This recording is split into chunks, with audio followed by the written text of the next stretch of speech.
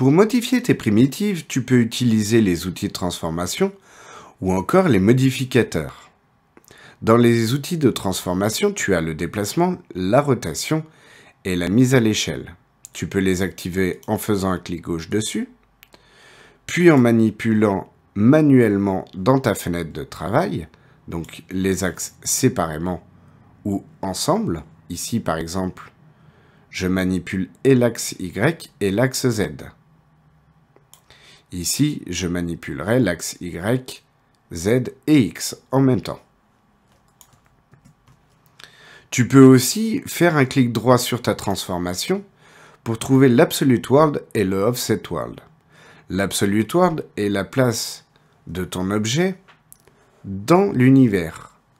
Exemple ici, on peut voir mon cylindre qui a 2,423 et moins 1,794, c'est-à-dire qu'il est sur l'axe DY ici, décalé de 2,43 cm par rapport à l'origine, et qu'il est déplacé de 1,794 vers le bas, c'est-à-dire au niveau de l'axe DZ. Si je voulais rajouter 2 cm au niveau de la hauteur, tu pourrais les rajouter ici dans le Z en mettant moins 3,794. Donc dans ce cas-là, c'est toi qui fais l'addition, puisque tu rajoutes aux coordonnées qu'il a déjà la coordonnée qu'il doit arriver.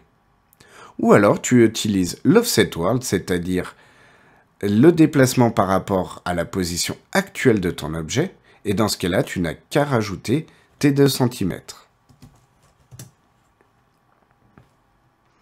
Ici, je vais faire CTRL Z pour enlever mes 2 cm. Et si par hasard ton cylindre n'est pas correctement au centre, tu peux mettre 0 dans l'absolu dy et 0 dans l'absolu dz. Cela le replace sur le point d'origine à 0, 0, 0. Pour l'exercice présent, tu vas utiliser surtout la mise à l'échelle.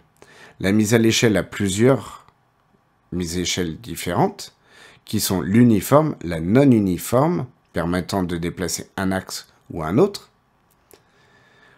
ou encore le Squash and Chop qui permet de modifier la taille, par exemple sur un axe, augmentant les 2 autres axes, et inversement. Tu vas avoir besoin, toi, du scale uniforme.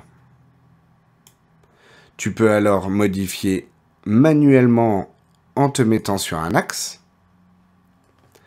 ou au milieu pour les 3 axes en même temps, et tu gardes l'uniformité, ou encore sur le rectangle entre 2 axes pour manipuler seulement ces 2 axes et non le 3e. Ici, par exemple, la hauteur et la largeur, mais pas la longueur. Nous, ce qui va nous intéresser, c'est seulement l'axe X pour diminuer sa valeur et garder qu'un tiers de sa taille globale. Pour ça, dans les coordonnées de X en bas, il faut que tu arrives à 33%. Pour aller plus vite et pour pouvoir inscrire véritablement l'information que l'on veut, tu peux aussi faire un clic droit donc sur le sélecteur Uniform Scale et ici dans l'absolute locale, lui mettre une valeur de 33,33. Alors attention, ça pourrait être ton Y, mais si tu regardes ta scène, celle que tu veux, c'est l'axe X. Il faut toujours que tu fasses référence ici à ton gizmo des directions. Donc ici c'est dans 33, le 33 est dans le X et non dans le Y.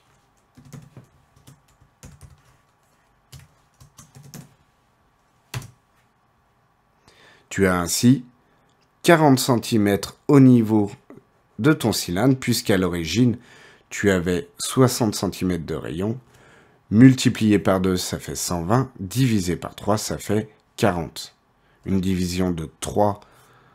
Donc, pour avoir un tiers d'un objet, c'est 33%. Ce que l'on a inscrit dans la transformation.